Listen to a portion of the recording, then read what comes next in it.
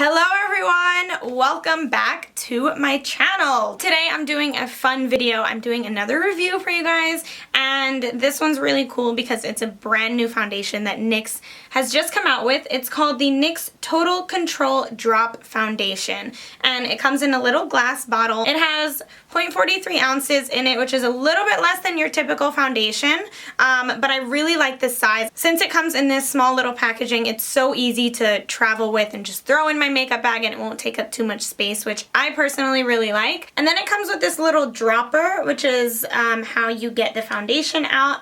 It is a water-based foundation. I did wear this foundation once before. I kind of wanted to get a little feel out of it before I gave you guys my final complete thoughts on it. This foundation does retail for about $14. I purchased it at the NYX store, so I'm guessing that's like the flat rate. If you would buy it at, let's say, CVS or maybe Ulta, it might be marked up a bit, so it might be a little bit more expensive.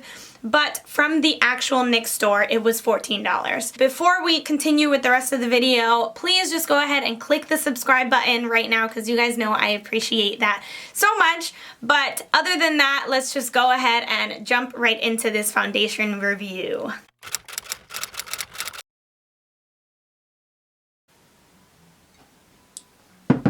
We are back in business, people. I have absolutely no face makeup on. I have some lip balm. My brows are filled in. I have liquid liner and lashes on. I'm reviewing the NYX Total Control Foundation.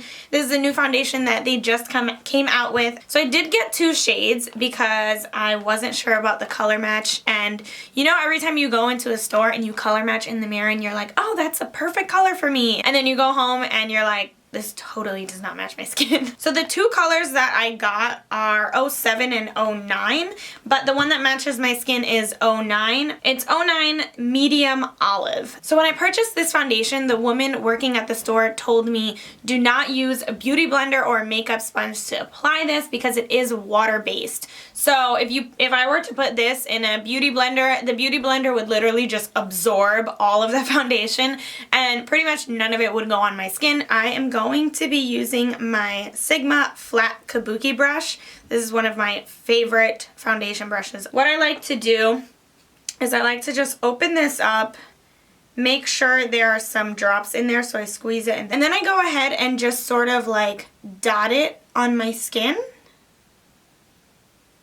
like this, and I'm squeezing the top just a little bit to let some of the foundation out. And as you can see, it's super watery, so it's already dripping down my skin. So I try to do this part pretty quickly. This foundation is super liquidy, so you can see it's already starting to drip all over my face, so I'm just going to go ahead and pat it out with the brush. Any foundation that I'm working with, I always start out in a dabbing motion, so I really just push it into my skin. And then if there is any further blending that I need to do, I'll go ahead and rub in certain places. But I always start out just dabbing it in. That way I don't move the foundation around my face too much and I get the most pigmentation out of it as well.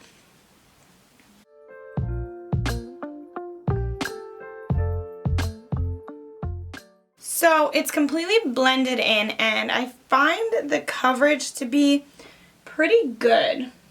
I did have some scarring around here picking at like little blackheads and stuff like that, but it covered it up pretty well. Like, you can't really see anything. I do wish I used a primer with this foundation because when I look in the mirror, I'm not sure if you guys can see this on camera, but I notice my pores a lot, like in the center of my face right here and a little bit on my nose as well. So mainly in this area of my face, that's typically the driest part of my face, like my forehead and sort of this top area right here. I want to have you guys as close as possible so you can see how it applied. I don't have any concealer on and didn't use a primer underneath this foundation, so this is how it looks, just the foundation on my skin. I do love the coverage and it's definitely a matte finish. What I really like is that it feels super lightweight on my skin. I am a fan of foundations like that because I hate feeling, that super wet, like sticky feeling. There's nothing more like cringe-worthy to me than having like a sticky, wet foundation face. But this one, it really feels like I have absolutely nothing on my skin. So I really, really like that. Yeah, the only thing that I'm noticing right now that I don't love is the fact that I do feel like it's emphasizing my pores a little bit. But I am going to go in with my RCMA No Color Powder, and that usually helps out with like blurring out fine lines or any pores or anything. Let me finish the rest of my face. I'll show you guys if the powder makes a difference or not.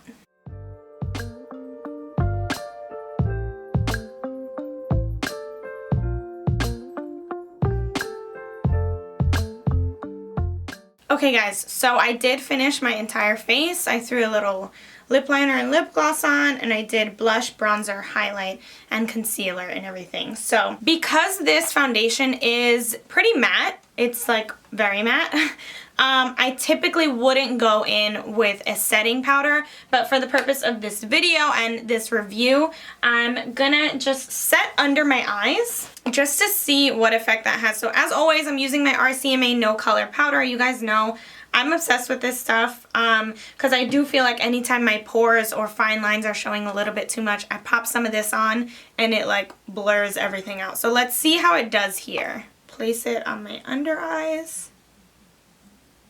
I'm using a Real Techniques setting brush for this. And then I'm also gonna do it on the center of my forehead, which I feel like right now is giving me the most issues. So for my overall thoughts on this foundation, I do have to say that I love the finish of it. I usually don't absolutely love matte foundations, but this one, like, I feel like the finish is really nice. From this length and from where I'm holding my mirror, it does look like my skin is flawless. Like, it looks very clean, very nice. And I love the way it feels on my skin. It feels super lightweight. It doesn't feel like I have a lot of makeup on at all. It almost feels like I have nothing on because it's so lightweight. It doesn't transfer onto my fingers, which is really nice because a lot of foundations do. The only problem that I don't really love about this foundation is the fact that I do feel like since it's matte, it emphasized a lot of my pores and my dry skin in this area of my face. But I don't think it's something that I can't solve by using a moisturizer or a primer on my skin before applying the foundation. Next time I use this foundation, I'm definitely going to exfoliate my skin before using it. That way there's no dry patches for this foundation to catch onto. Other than that, I really like it. I love the finish. It is full coverage, and I'm really enjoying how it looks on my skin right now. If I had to rate it 1 through 10, I would give this foundation an 8. I think 8 is like a good number to rate it. After I put on the RCMA No Color Powder, I do feel like it helped out with my problem area there with my dry skin, just because that powder is just so amazing like that. That is my review for the NYX Total Control Foundation. I really hope you guys enjoyed this video. Before you click out of this video, please don't forget to subscribe to my channel because you guys know how much I appreciate that. And I want to thank you all so much for watching. I'll see you in my next video. Bye!